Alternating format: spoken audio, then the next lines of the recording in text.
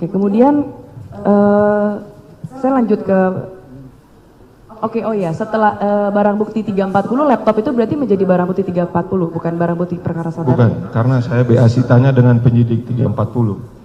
Oke, BA sitanya. BA sitanya. Kemudian di cyber, ketika Baikuni kemudian mengarahkan penyidik untuk memberikan hard disk yang ternyata ada isinya.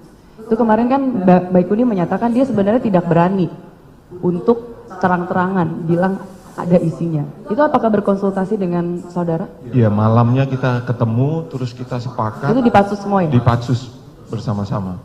Kita sepakat, kita buka aja semuanya karena kita sudah dalam Patsus. Kondisi juga lebih aman.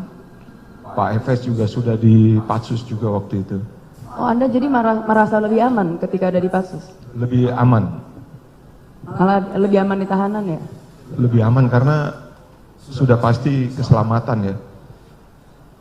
Oke.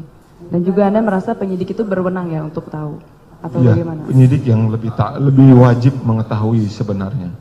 Oke, sekarang saya ingin bertanya mengenai perintah lisan tadi yang sudah ditanyakan oleh majelis juga.